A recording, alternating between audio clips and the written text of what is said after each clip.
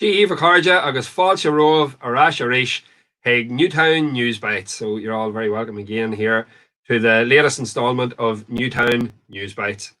So we were off last week. We didn't get on the air last week. We had a council meeting at this time last week. Sort of happens at the first Monday of a month. But lots to report this Monday again, and hope everyone's doing well and everyone's enjoying the relaxation of lockdown and everything that goes with it. So I'm going to start off today with just that very point, the reopening of the play parks. So this is the sign outside of Park Sugarha on Walla Ur, so Newtownhamilton Play Park, and we'll just go down through it. So, you know, it's the whole idea of the play park is to play safe at your own risk, and please keep the area in good condition. So highlighting children under 13 years, the park's designed for facilities not used at after sunset. That's to avoid antisocial behaviour and people gathering in the evenings. No ball games. There's a football pitch beside it, all right, but no ball games in the play park. No dogs, no glass or alcoholic drinks, no bikes, no photography without consent, which goes without saying because of child protection issues, no smoking, and no substance misuse. So young people in Newtownhamilton and Cullyhanna and right across the district have been waiting patiently for their play parks and play facilities to reopen, and we're delighted to announce last Friday that the play parks reopened and letting our young people back in to enjoy the excellent resources that we have at our disposal, as well as the play parks. Then the return to play protocol within the GAA was being followed as well, and lots of young people getting back into their training. Challenge matches allowed from this weekend, from Saturday gone there. And then the all-county leagues will begin this Friday, Newtown away to Balleek. So lots to look forward to, and we'll move on there, Cal, to the next slide. Lots to look on to. And then just wanted to commend once again the excellent work of Newtown Community Association.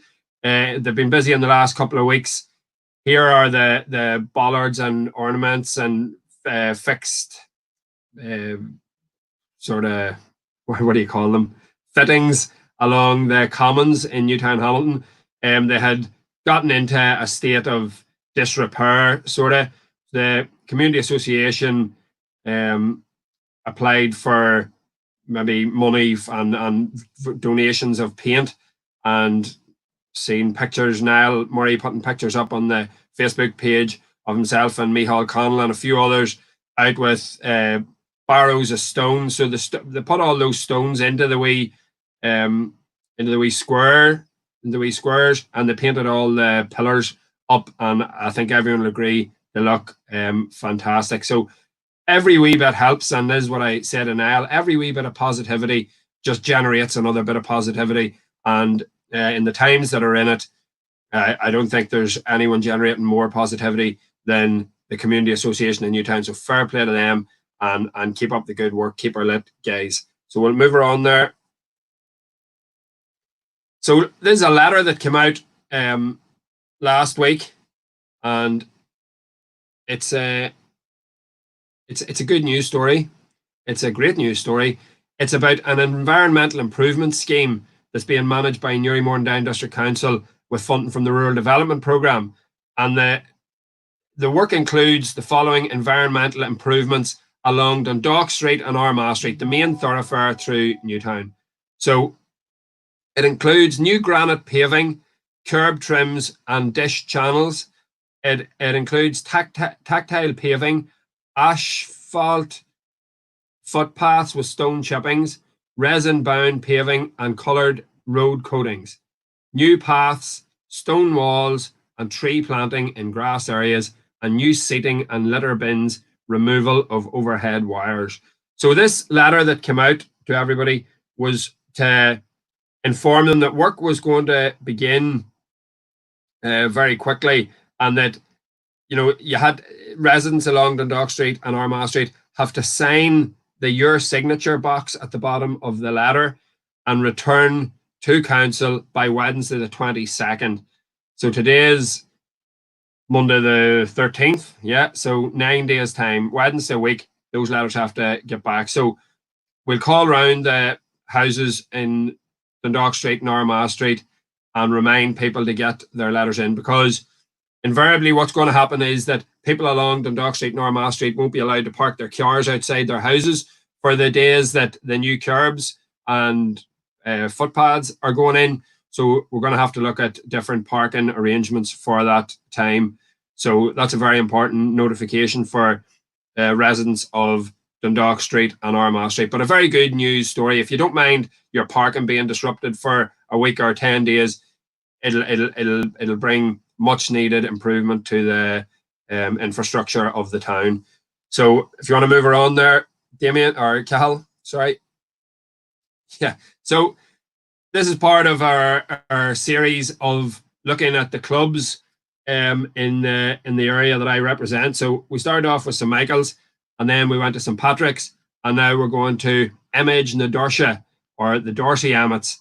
And we spoke before about Dorsey being so named because of the Irish na Dorsey, the gateway to Ulster, it says on their crest, the gateway to Alan Maha, which was the ancient seat way back in mythological times. So we talked before, and I know Una Walsh have been following her fantastic histories of South Armagh, and so informative and so educational. And it's really important that people tune into Una and listen to what she has to say, because she really is a treasure.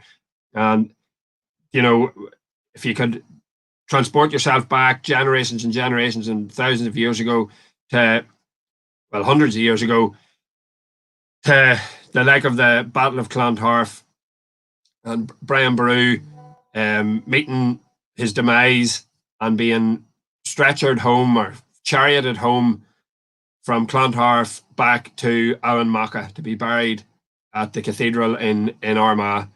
And he would have come up over the Gap of the North and would have made his way down the road.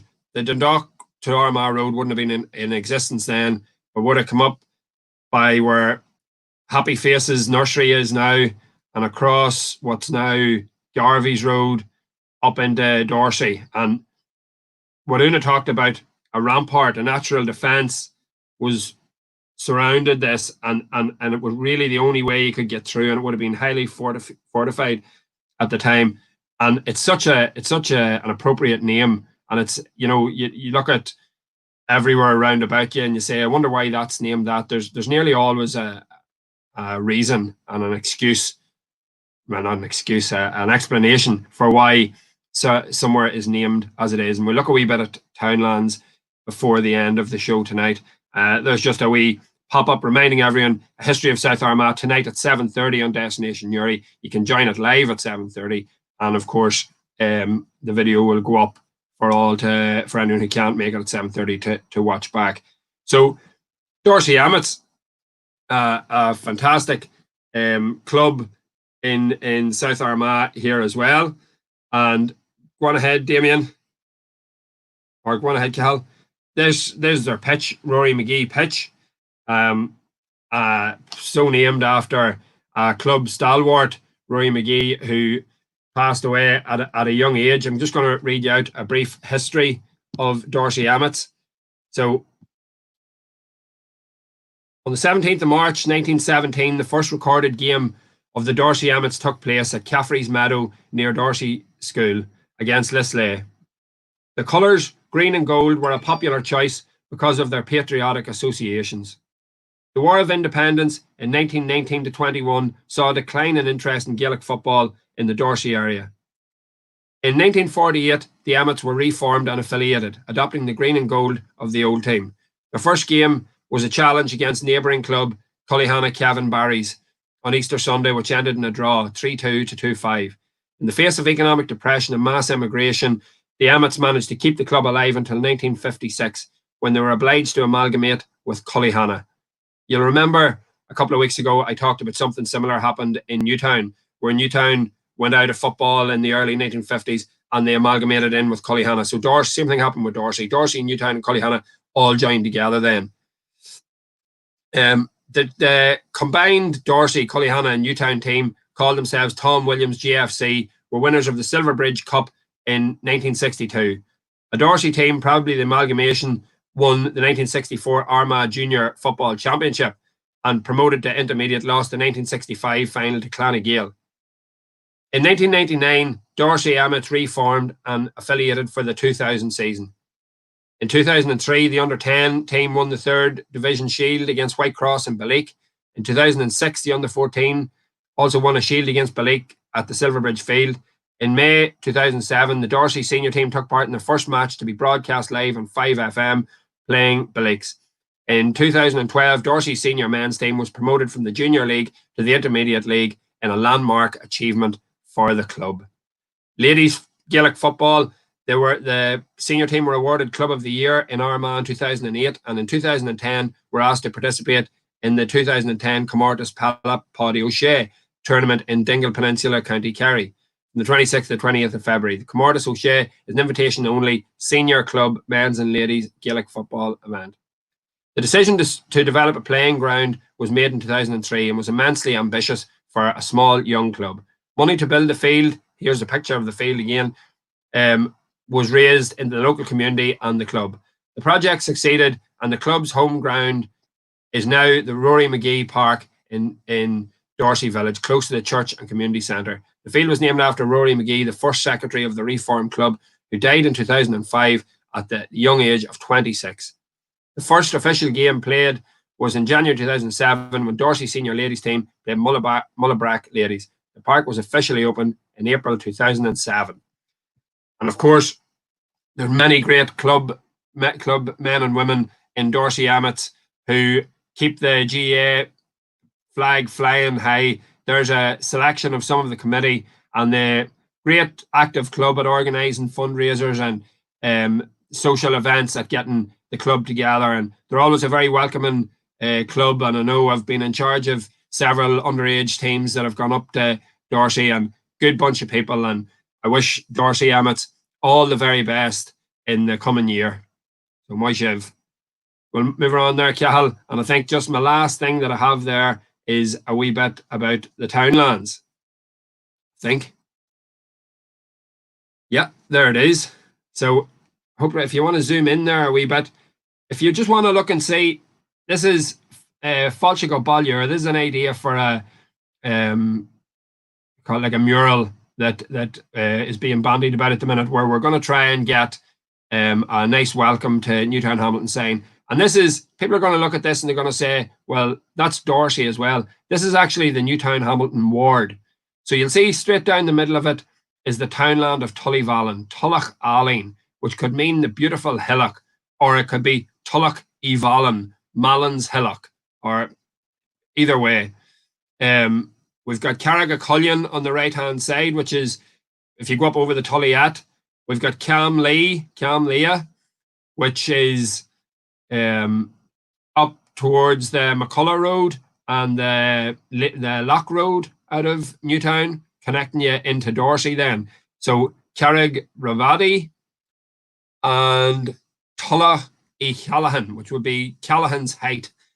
And then the Dorsey itself and Finiskin is the townland then furthest away from the village of Newtownhamilton that falls in the Newtown ward.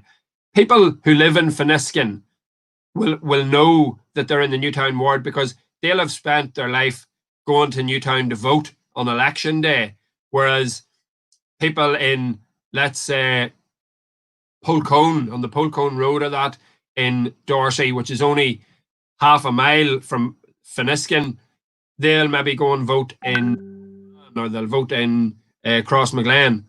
So that's the difference. They're the townlands in Newtown. On the other side then of it, the townland of Scariff. Scariff is, you know, on the Newtown side of Cullyhanna. Altnamakin, and Cortaulachta, Cortamlet, are they're on the other side, they're on the southern side of Newtown. And all those townlands together make up the ward of Newtownhamilton. So Una Walsh, either tonight or next week, will go into a lot of detail about townlands. But I know I'm a teacher in Gaelscoil Fáidir Naofa in Crossmaglen, and I try constantly to impress upon the children in the class the importance of knowing your townland, using your townland name to describe where you're from, and to understand why your townland is called what it's called. So I'm married and living now in the townland of Craigin-Ban. Across the road from me and down behind Moley's and is Craigin-Duff. So Craigin-Ban, Craigin-Duff. And if you know any beginners Irish at all, you'll know that ban means white and duff or dove or do means black. So in Craigin-Ban was the white rocks or the clear rocks, and Craigin-Duff was the black rocks or the dirty rocks. And legend has it that years ago, when it was a rocky a hill, just a hill, because the main road wouldn't have been there, and the best land would have been at the top of the hill, and all the silt and dirt and stone and everything would have ran down the hill into at the bottom of the hill, where then that became known as Craigin-Dhu, the black rocks. So there's a pride in knowing your townland, and there's an understanding, because cynically down through the years, townlands have been replaced by village names and hamlet names and town names. Like Crossmaglen, people would think of Crossmaglen as running the whole way out the Dundalk Road and the Blaney Road and the Cullaville Road and the Minogue Road and the Craigin Road, when Crossmaglen really only is round the square. If you go out anywhere past the chapel, you're in the townland of Minogue, which takes in the graveyard and back in the Minogue Road. The Minogue Road then onto the Dundalk Road is the townland of Moban, on out the Newry Road then past, when you stop, it stops being Minogue. You go on out to Urker, on out where Boyles are, then on out into Craigin. So I think it's there's a rich tradition in knowing about your townlands. If if you said to a child now, where do you live, and they said Newtownhamilton, and you said, what part of Newtown do you live in, you would hope that they would answer you with their townland, as opposed to saying, I live in BT 35, which is another change to the way things used to be. And Una will go back into a lot more than this here, but in the simple old times, when there was only a lack of households in each townland, and people invariably married somebody from their own townland, or maybe the townland over the hill, well, that's where they were from. And I think it's nice to remember that. And I'm very active in the council at trying to keep alive townland names by trying to get townland marker signs, which will preserve the rich culture and tradition and heritage that we have in Slievegulion and right across the district. So, Cathal, that's my Newtown and area news bites for tonight, the 13th of July. And I'm heading down, as always, on a Monday evening to the Row Bowls in Newtown. Very much looking forward to the GA getting back up and running on Friday night. So next Monday, when we're back on, we'll be reflecting on the GEA season, getting up and running, how the games have went, how we're managing with social distancing, reports from the many clubs in and around, and hopefully it'll be a good news story all around. So folks, Uamsha, Barra Murray, Slán agus Bannacht, Chief Meshiv, are in Shocking Shahugin. Slán.